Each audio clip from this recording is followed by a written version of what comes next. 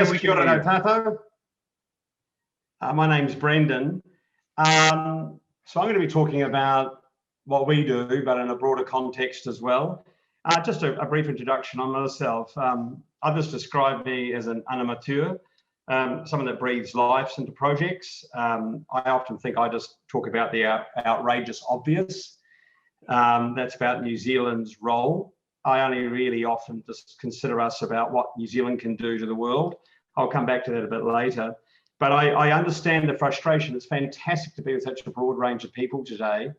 And I do hear a frustration, this inability to sort of break through or push through what seems to be the obvious. But I really want to encourage us to understand that sort of we are the leaders we've been waiting for. This is it. There's not a lot of else that can do. So let me just share a little bit about some of the community that I work with and the work that we do. Okay, so I'm in the commercial business. That's what my company does. I've got a broad background. It includes 10 years in academia.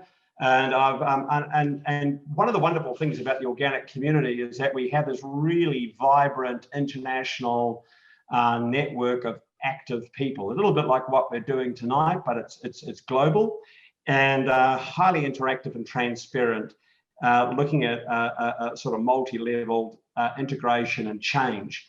So we've done quite a bit of work around how the SDGs fit or how organics can add to the SDGs. I'm going to be sharing all these slides. You'll be able to get these, but this is some initial work done not only on increasing positive impact, but reducing negative impacts. And you'll see there's some other data that includes other SDGs, but these are some highlights. I won't go into them specifically, but you can have a look at those later, but you'll probably pick up on the numbers. They're highly variant. So one of the particular things about the organic community or the organic offer into society is that it's not just a production system. So what it is that the organic system has been developed over time. So we've got over 8 decades, what we call the modern organic movement, really emerged out of the 1920s, particularly post-World War I, a lot of affected people, observation of what's happening with food, often by people in the dental and other health, it was often health practitioners that could measure that. And this is a piece of work we've done and participated in actively, is understanding the transitions over 8 decades that we've been through. So organic 1.0 is this sort of need around health and nourishing, protecting the environment, and 2 is establishing certification or means of measuring. We've been doing that for over 4 decades. But really what the sector globally is communicating now is that it's got to be more than that. As we've sort of got the base, we've got the measures, now we need to push out around their sort of economic, social, cultural, transparent, much of what that SDG work is asking us to do. So here's a model talking about that, around us trying to move from a more traditional, conventional and modern, but really I see the work that we do, you know, and in fact, all of us probably have to bear the weight of is it's hard being the sharp end of an arrow, it blunts easily. So what we're talking about is a cultural transformation and the role of organic farming in that cultural transition. I'm very comfortable with that. That's a type of leadership role. Doesn't often make heroes of us, but we've got to do the groundwork and get it done. And it's been going on for a very long time. So the challenge is, how do we change? How do we create this cultural transformation? Because I was really inspired by the overall title of tonight about be the change. Actually, that's a verb. I want to be the change. I'm not going to passive participant. I'm actually going to be part of that. So how do we be that change? So this is the work. I've been very fortunate to have some wonderful mentors in my life. I attended at Hawkesbury University my master's around this transitional strategy. So we've moved from a very pioneering, low input, high production. We're in a mode of high production over here. And Richard Borden ran a whole program in Australia at a university, very dynamic around, you know, critical theory. We've actually got to move into higher values of humanity. And Stuart Hill has done the same, the idea of redesigning our future. And Morgan Williams, who was our environmental commissioner for a long time, used a lot of Stuart's work in how to do that. How do we actually redesign our world? Because a lot of the time we're shuffling around with the status quo. It's unacceptable. So part of that is you've got to start with the small and doable. Actually, I'm going to go back. I apologize. There's a key thing. We've got to act out of our core selves.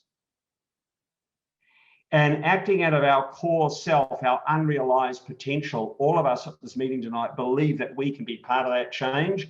I just really encourage us to hold into that. Lincoln and Gwyn also involved. They want to be part of this change. And so we've got to support and believe that we are, but we've also got to recognize there's a lot of hurt collectively and individually. And we've got to recognize that. So the second part of that change is we've got to start with small, doable, meaningful initiatives that mean that we can carry through right to completion. So we've forgotten about reduce, reuse and recycle. We've accepted that as part of our society. Now, we might be quite cynical saying we haven't actually done much of that, but we're starting to talk about repair, regenerate, redesign. Gwyn's talked about regenerate, but look at all the other E's.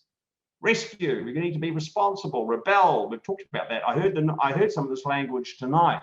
So sometimes it can be very powerful to refuse. So this is things that we can do in our daily lives and in our businesses and think much more dynamic and actually live and measure that change. So one of these ideas about change, to be the change for us individually, and I put this one in here and it comes from Stu Hill's work. Stu's a professor in social ecology in terms of radical change, because that's what we're talking about. We've got to dare to believe that we can be whatever our dream might be. So one of the things is to boldly lie about what we have already done that we actually haven't done. And by doing this, it enables us to truly believe in our potential, both individually and collective. And that requires deep collection or reflection, and then implementation of very doable initiatives. When I first started surfing, this was unimaginable. So when I mentioned earlier about the outrageous obvious, we have to believe that, my vision is that New Zealand could be an organic eco-nation. I think all of us just need to focus on our corner of the net, hold it up, be strong. This is all referenced. There's lots of further reading. People are welcome to contact me as they see fit. Thank you very much. Back to you.